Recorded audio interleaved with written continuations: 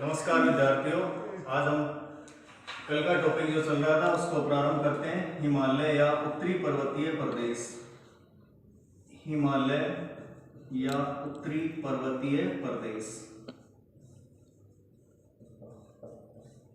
कल हमने इसकी सामान्य जानकारी की बात की थी, उत्तरी पर्वतीय प्रदेश की। सबसे पहले हमने इसके परिचय पढ़ा, परिचय का अध्ययन किया था। उसके बाद हमने इसकी उत्पत्ति की व्याख्या की थी। इसकी उत्पत्ति को लेकर एक सर्वमान्य सिद्धांत का हमने अध्ययन किया था, प्लेट टेक्टोनिक सिद्धांत, जो हैरी हेस और रॉबर्ट डिच के द्वारा प्रदान किया गया। उसके बाद हमने इसकी विभाजन की रूपरेखा आपको बताई थी। विभाजन इसका दो रूपों में अध्ययन किया जाता है। एक हमने पढ़ा अनुदैर्ध्य, या इसको कह सकते हैं क्रमबद्ध अध्ययन, ये हमने कल पढ़ लिया। उत्तरी पर्वतीय प्रदेश भारत का पहला भौतिक प्रदेश का हमने अध्ययन किया। सबसे पहले परिचय का अध्ययन किया, उसके बाद उसकी उत्पत्ति की व्याख्या की, उसके बाद हमने विभाजन किया। और विभाजन में पहला है अनुदैर्ध्य या क्रमबद्ध विभाजन। इस अनुदैर्ध्य या क्रमबद्ध विभाजन की बात करें तो हमने इसको चार भागों में डिवाइड करके इसका अध्ययन किया था। ट्रांस हिमालय, महान हिमालय, लघु हिमालय और शिवालिक श्रेणी। उसके बाद आज नेक्स्ट इसका अध्ययन करेंगे प्रादेशिक विभाजन।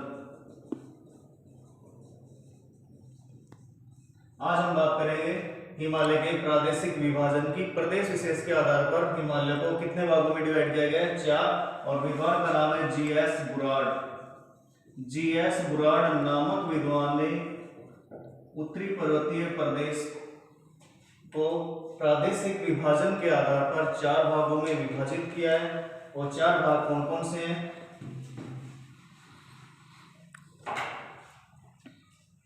उत्तरी पर्वतीय प्रदेश में प्रादेशिक विभाजन के आधार पर जीएस बुराड़ नामक विज्ञानी ने कितने भागों में बांटा है? चार भागों में। वो चार भाग कौन कौन से हैं? वो चार भाग है, नंबर 1 पर है। सबसे पहले कश्मीर हिमालय। कश्मीर हिमालय, कश्मीर हिमालय को क्या बोलते हैं? हिमाचल हिमालय। क्या बोलते हैं? हिमाचल हिमालय। पहला भाग कश्मीर हिमालय प्रदेश विशेष के आधार पर अध्ययन किया गया है जीएस बुराड़ नामक विद्वान के द्वारा। दूसरा जो भाग है वो है कुमाऊं हिमालय, कुमाऊं या कुमाई हिमालय।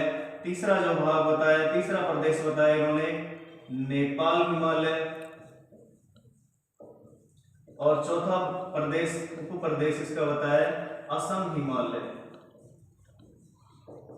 असम हिमालय। चार प्रदेश बताए कौन कौन से? कश्मीर हिमालय, कुमाऊं हिमालय, नेपाल हिमालय और असम हिमालय। सबसे पहले बात करते हैं कश्मीर हिमालय की। तो कश्मीर जो हिमालय, कश्मीर हिमालय की जो कुल लंबाई है वो कितनी है? कश्मीर हिमालय की कुल लंबाई है 560 किलोमीटर। कितनी है? 560 किलोमीटर। कहां से कहां तक फैला हुआ है? तो नदियों के गोर्ज के आधार पर इनका वर्गीकरण किया गया है जीएस बुराड़ के अनुसार। तो सिंधु नदी के गोर्ज से लेकर, सिंधु नदी के गोर्ज से लेकर सतलज नदी के गोर्ज तक, सिंधु नदी के गोर्ज से लेकर सतलज नदी के गोर्ज तक विस्तृत है कश्मीर या हिमाचल हिमालय, जो 560 किलोमीटर लंबाई में विस्तृत है। यहाँ पर झीलों के अवशेष के रूप में करेवा पाए जाते हैं। करेवा नामक आकृति यहाँ पर देखने को मिलती है। जो नदी के निक्षेप या झीलों के निक्षेप या बचे हुए जो अवशेष उनको क्या बोलते हैं? करेवा। और इसकी निचली घाटी में किसकी खेती की जाती है? केसर की। और केसर की खेती सर्वाधिक कहाँ होती है? जम्मू कश्मीर। उसके बाद बात करते हैं कुमाऊं हिमालय। कुमाऊं हिमालय की जो कुल लंबाई है वो कितनी है? 320 किलोमीटर। कितनी है? 320 किलोमीटर। कहां से कहां, कौन सी नदियों के गोर्ज के बीच में स्थित है? तो सतलज और काली, सतलज और काली नदियों के गोर्ज के बीच में स्थित है कौन सा हिमालय? कुमाऊं हिमालय। और कुमाऊं हिमालय जाना जाता है पर्यटन की दृष्टि से। तो पर्यटन व धार्मिक स्थल, पर्यटन व धार्मिक स्थल के लिए कौन सा हिमालय प्रसिद्ध है? तो कुमाऊं हिमालय। कौन सा हिमालय? कुमाऊं हिमालय। सतलज काली नदी के गोर्ज के बीच में स्थित है। पर्यटन और धार्मिक स्थल यहाँ पर पाए जाते हैं। इसके बाद है नेपाल हिमालय। नेपाल हिमालय की बात करें तो नेपाल हिमालय है 800 किलोमीटर, कुल लंबाई कितनी है 800 किलोमीटर। कौन सी नदियों के बीच में स्थित है तो काली और तीस्ता, काली और तीस्ता नदी के गोर्ज के मध्य स्थित है नेपाल हिमालय। 800 किलोमीटर कुल लंबाई है। नेपाल हिमालय में विश्व की सर्वोच्च ऊंची चोटियां पाई जाती है। कौन से हिमालय में? नेपाल में। उसके बाद बात करें असम हिमालय। असम हिमालय की कुल लंबाई है 720 किलोमीटर। असम हिमालय पाया जाता है तीस्ता नदी से ब्रह्मपुत्र नदी के मध्य। असम हिमालय किसके बीच स्थित है? तीस्ता नदी व ब्रह्मपुत्र नदी के मध्य स्थित है। 720 किलोमीटर कुल लंबाई है। अब वापस एक बार पुनः देख लेते हैं। जीएस बुराड़ नामक विद्वान ने प्रादेशिक आधार पर हिमालय को कितने भागों में वर्गीकरण किया है? 4 भागों में।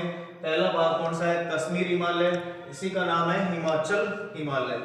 कुल लंबाई है इस हिमालय की 560 किलोमीटर। सिंधु से सतलज नदियों के संगम पर स्थित है या गोर्ज नदियां बनाती है, तो सिंधु और सतलज नदी के गोर्ज के मध्य स्थित है कश्मीर हिमालय। यहाँ पर झीलों के जो अवशेष या निक्षेप पाए जाते हैं उनको क्या बोलते हैं? करेवा। और करेवा के निचली घाटियों में क्या पाया जाता है? केसर। केसर की कृषि की जाती है सर्वाधिक कहां पर? जम्मू कश्मीर में। दूसरा प्रदेश है यहाँ पर कुमाऊं हिमालय। कुमाऊं हिमालय की कुल लंबाई कितनी है? 320 किलोमीटर। कहाँ स्थित है? तो सतलज और काली नदियों के गोर्ज के मध्य स्थित है कुमाऊं हिमालय, जो पर्यटन और धार्मिक स्थल के लिए प्रसिद्ध है। यहाँ पर प्रसिद्ध पर्यटन स्थल पाए जाते हैं, मसूरी है, नैनीताल है, शिमला है आदि। इसके बाद थर्ड है नेपाल हिमालय। नेपाल हिमालय की कुल लंबाई है 800 किलोमीटर। तो सबसे लंबा जो हिमालय है कौन सा है? नेपाल। यहीं पर काली और तीस्ता नदी के गोर्ज के मध्य स्थित है नेपाल हिमालय। यहीं पर दुनिया की सबसे ऊंची क्या पाई जाती है? शिखर पाए जाते हैं, चोटियां पाई जाती है नेपाल हिमालय में। फोर्थ है यहाँ पर। चौथा है असम हिमालय। असम हिमालय की कुल लंबाई की बात करें तो 720 किलोमीटर। तीस्ता नदी से लेकर कहां तक है? ब्रह्मपुत्र नदी के गोर्ज के मध्य स्थित है असम हिमालय। कुल लंबाई कितनी है? 720 किलोमीटर। इस प्रकार जीएस बुराड़ नामक विद्वान ने नदियों के आधार पर, नदियों के गोर्ज के आधार पर किसका वर्गीकरण किया है? हिमालय का। इसके बाद दूसरा भौतिक प्रदेश है भारत का। कौन सा? भारत का विशाल मैदान। भारत का विशाल मैदान।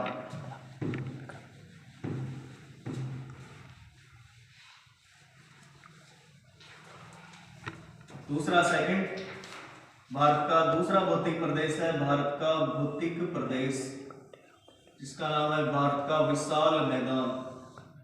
तो हमने प्लेट टेक्टोनिक सिद्धांत में बात की थी कि हिमालय की उत्पत्ति कैसे, हिमालय के दक्षिण में एक गर्त का निर्माण होता है, उस गर्त के द्वारा नदियों के अवशेष जमा होने का किसका निर्माण हो गया?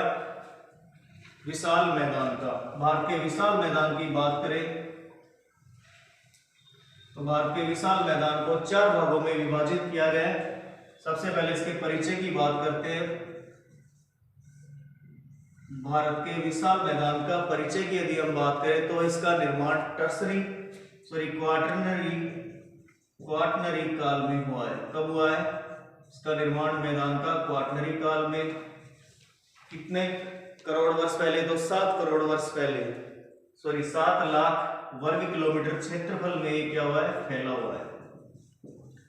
7 लाख वर्ग किलोमीटर क्षेत्र में इसका विस्तार है। हिमालय के दक्षिण में स्थित है भारत का विशाल मैदान। भारत का विशाल मैदान। तो प्लेट टेक्टोनिक सिद्धांत और कोबर का भूसंगति सिद्धांत इसका प्रमाण देते हैं, इसकी उत्पत्ति का प्रमाण देते हैं। तो 2 सिद्धांत इसकी व्याख्या प्रस्तुत करते हैं।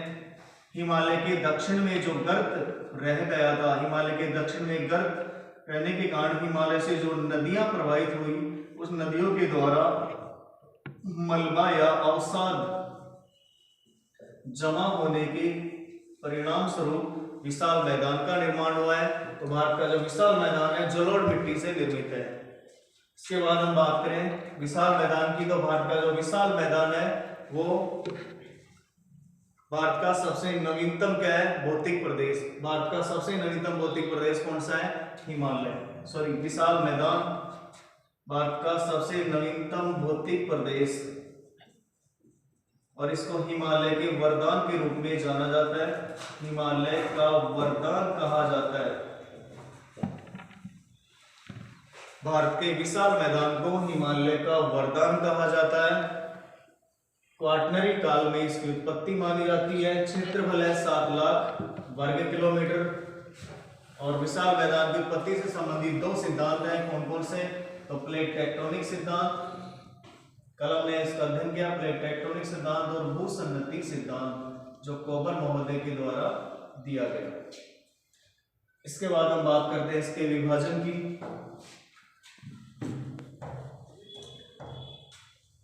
तो भारत के जो विशाल मैदान है उसको 4 भागों में डिवाइड किया गया है।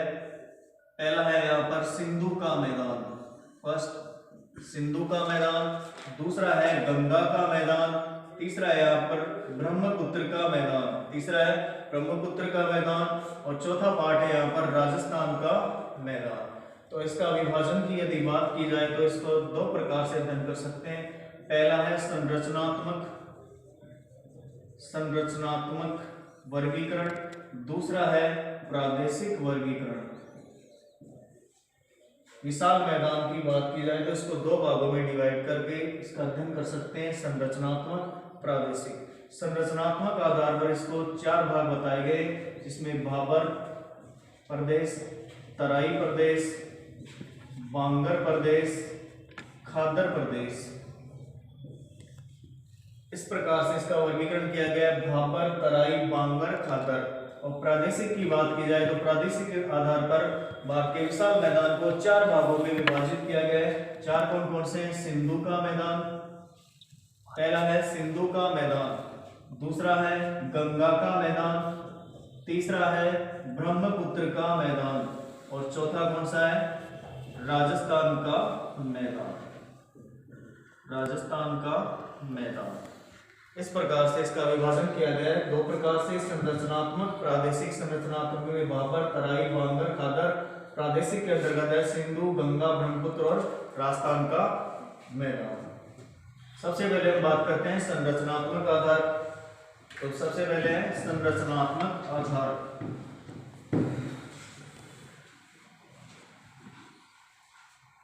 संरचनात्मक आधार पर यदि बात की जाए भारत के विशाल मैदान की, तो संरचना का आधार पर क्रमवार से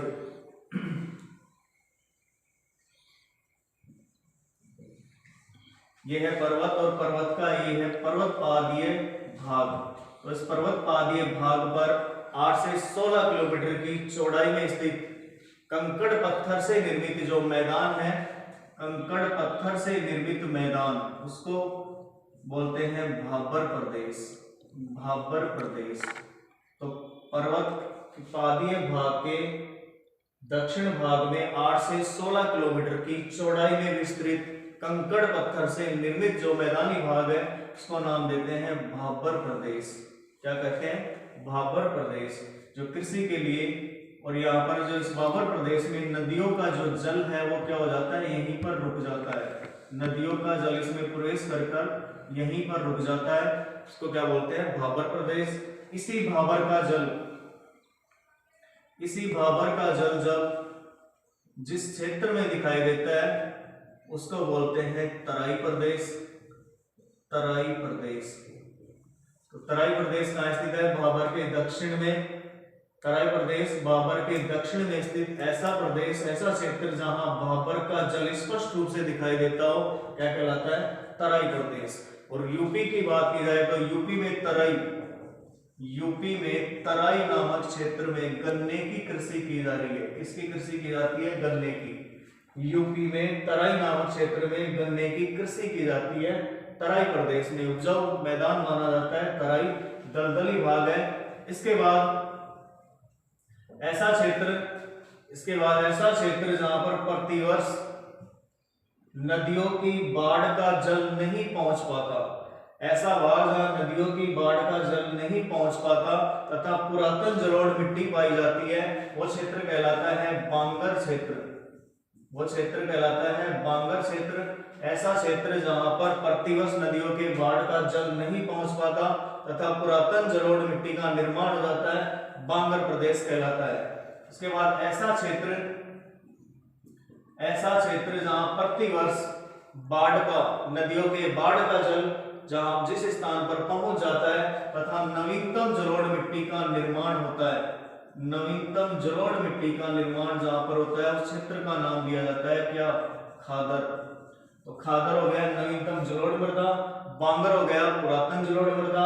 ऐसा क्षेत्र जहां भाबर प्रदेश का, ऐसा क्षेत्र जहां भाबर प्रदेश का जल पहुंच जाता है तथा स्पष्ट रूप से दिखाई देता है, कौन सा प्रदेश कहलाता है? तराई। ऐसा क्षेत्र जहां नदियों का जल कंकड़ पत्थरों के मध्य समाहित हो जाता है, कौन सा क्षेत्र कहलाता है? भाबर प्रदेश। इस प्रकार से 4 प्रदेश का अध्ययन किया जाता है संरचनात्मक आधार पर। इसके बाद बात करते हैं प्रादेशिक आधार पर वर्गीकरण। तो प्रादेशिक आधार पर भी कितने भागों में डिवाइड किया गया है? 4 भाग। 4 भाग अभी आपको बताया था मैंने। पहला कौन सा है? सिंधु का मैदान। पहला है सिंधु का मैदान। सिंधु है सिंधु की सहायक नदियों के द्वारा निर्मित, सिंधु है सिंधु की सहायक नदियों के द्वारा निर्मित जो मैदान है, कौन सा मैदान कहलाता है? सिंधु का मैदान। और सिंधु का मैदान पूरे विश्व में नहरी जाल तंत्र रखता है। क्या रखता है? नहरी जाल तंत्र, जो कहां पर है? पाकिस्तान। इस कारण पाकिस्तान को क्या बोलते हैं? नहरों का देश। नहरों का देश कहलाता है कौन? पाकिस्तान। सर्वाधिक नहरों से सिंचाई कहां की जाती है? पाकिस्तान में। सिंधु के मैदान की बात की जाए तो सिंधु के मैदान का जो निर्माण है 5 दोआबों से मिलकर बनता है। 5 दोआबों से मिलकर सिंधु के मैदान का निर्माण हुआ है। दोआब क्या होता है? तो दोआब का मतलब होता है 2 प्लस आब, 2 नदियों के मध्य का भाग, 2 नदियों के मध्य का जो भाग है वो क्या कहलाता है? वही दोआब। क्या कहलाता है? दोआब क्षेत्र। तो कुल कितने दोआब हैं? 5। और 5 कौन कौन से हैं?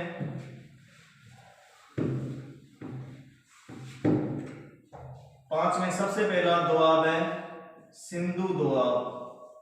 सिंधु दोआब। 5 दोआबों में सबसे पहला दोआब कौन सा है? सिंधु दोआब। ऐसा क्षेत्र जहां सिंधु व सतलज नदियों के मध्य स्थित हो। तो सिंधु और सतलज नदियों के बीच में, सॉरी सिंधु और झेलम नदी, सतलज नहीं आएगा, सॉरी यहां पर आएगा झेलम। सिंधु और झेलम नदियों के बीच का जो स्थान है वो क्या कहलाता है? सिंधु दोआब। कौन सा दोआब कहलाता है? सिंधु दोआब कहलाता है।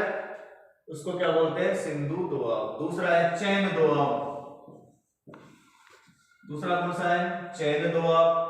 झेलम और चिनाब नदी, झेलम और चिनाब नदी के मध्य का जो स्थान है, मध्य का जो दोआब है उसको क्या बोलते हैं? चैन या चेज भी इसको बोलते हैं, चैन या चेज दोआब। पहला कौन सा हो गया? सिंधु दोआब, सिंधु नदी और झेलम नदी के बीच का क्षेत्र। दूसरा है चैन या चेज दोआब, झेलम और चिनाब नदी के बीच का क्षेत्र। और तीसरा दोआब है रचना दोआब। तीसरा है रचना दोआब। रचना दोआब में चिनाब नदी और रावी नदी, चिनाब व रावी नदी के मध्य का भाग कौन सा दोआब का निर्माण करता है? रचना दोआब। कौन सा? रचना। चौथा है बारी दोआब।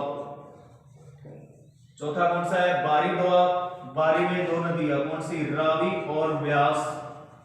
रावी और व्यास नदियों के बीच का जो भाग है वो क्या कहलाता है? बारी दोआब। और पांचवा जो है वो है बिस्त दोआब। बिस्त दोआब व्यास व सतलज नदी, व्यास व सतलज नदी के बीच का भाग क्या कहलाता है? बिस्त दोआब। वापस देख लीजिए पुनः सिंधु दोआब, सिंधु व झेलम नदी के बीच। चेज या चैन दोआब, झेलम व चिनाब नदी के मध्य। रचना दोआब, चिनाब व रावी नदी के मध्य।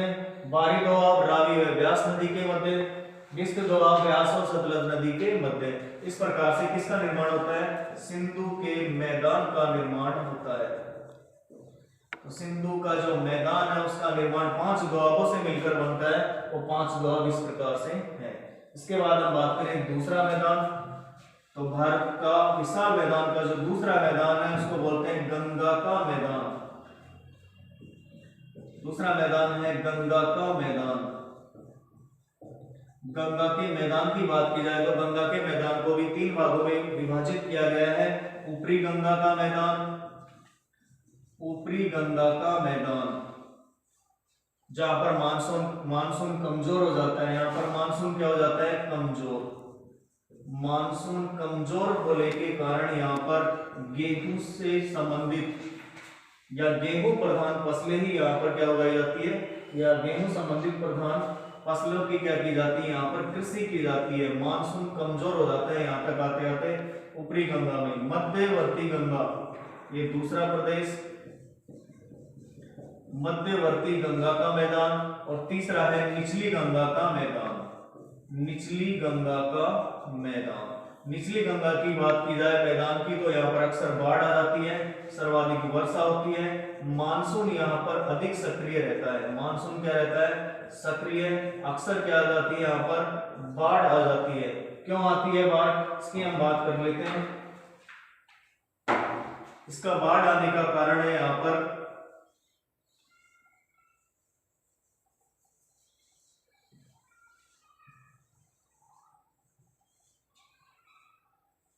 इस प्रकार से इसको विभाजित किया था हमने। पहला कौन सा, सिंधु का मैदान, फिर गंगा का मैदान। गंगा के मैदान को भी 3 भागों में विभाजित किया है। यहाँ पर बाढ़ आने का जो प्रमुख कारण है वो है, एक तो हिमालय से आने वाली नदी यहाँ पर तीव्र गति से आती है। कहां से आती है, हिमालय से। तो हिमालय से जो नदियां प्रवाहित होती है वो तीव्र गति से आती है यहाँ पर। और ये जो भाग है वो निचली गंगा कहां पर है, नीचे पार्ट में स्थित है। इस कारण यहाँ पर तीव्र गति से आती है। इसका ढाल है जो कैसा है, तीव्र।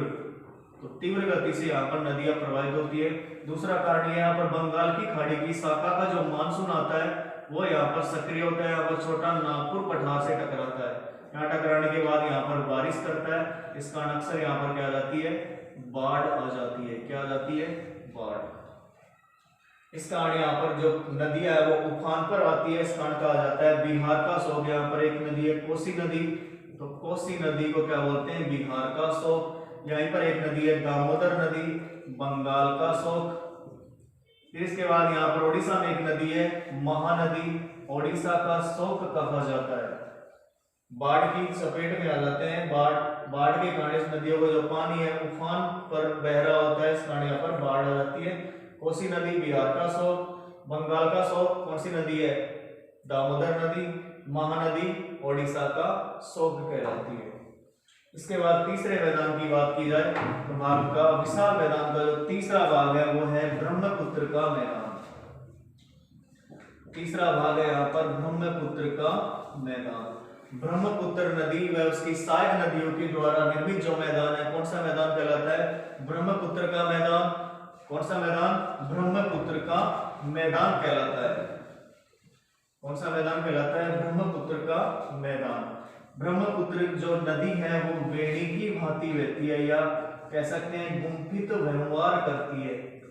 गुंफित व्यवहार प्रदर्शित करती है नदी। गुंफित व्यवहार का मतलब हो गया वेणी की भांति प्रवाहित होती है। कौन सी नदी, ब्रह्मपुत्र नदी। और दूसरी इसकी विशेषता है कि ब्रह्मपुत्र जो नदी है वो नदीय द्वीपों का निर्माण करती है। किसका निर्माण करती है, नदीय द्वीपों का निर्माण करती है। कौन सी नदी, ब्रह्मपुत्र। इस कारण ब्रह्मपुत्र नदी पर एशिया का सबसे बड़ा नदीय द्वीप स्थित है, जिसका नाम है माजुली द्वीप। एशिया का सबसे बड़ा नदीय द्वीप कौन सा है, माजुली द्वीप। कौन सी नदी पर है, ब्रह्मपुत्र नदी पर। कौन से राज्य में है, असम राज्य में। कौन से राज्य में है, असम राज्य में। कौन से राज्य में, असम राज्य में है माजुली द्वीप। इसके बाद हम बात की जाए अंतिम मैदान, उसका नाम है राजस्थान का मैदान। राजस्थान के मैदान की बात की जाए तो राजस्थान का मैदान पुरातन जलोढ़ मृदा व नवीनतम जलोढ़ मृदा। पुरातन जलोढ़ मृदा व नवीनतम जलोढ़ मृदा के द्वारा इसका निर्माण हुआ है, या बोल सकते हैं खादर व बांगर से इसका क्या हुआ है, निर्माण। किसका, राजस्थान के मैदान का। 1976 में एक सम्मेलन हुआ था नैरोबी में। कहां पर, नैरोबी, केन्या की राजधानी है, अफ्रीका का देश है केन्या। तो 1976 में नैरोबी में एक सम्मेलन हुआ था। उस सम्मेलन में भूवैज्ञानिकों का कहना है कि राजस्थान का जो मैदान है वो जलोढ़ मिट्टी से निर्मित है। कौन सी मिट्टी से निर्मित है? जलोढ़ मिट्टी से निर्मित है। इस जलोढ़ मिट्टी, और जलोढ़ मिट्टी कैसी है? उपजाऊ मिट्टी है।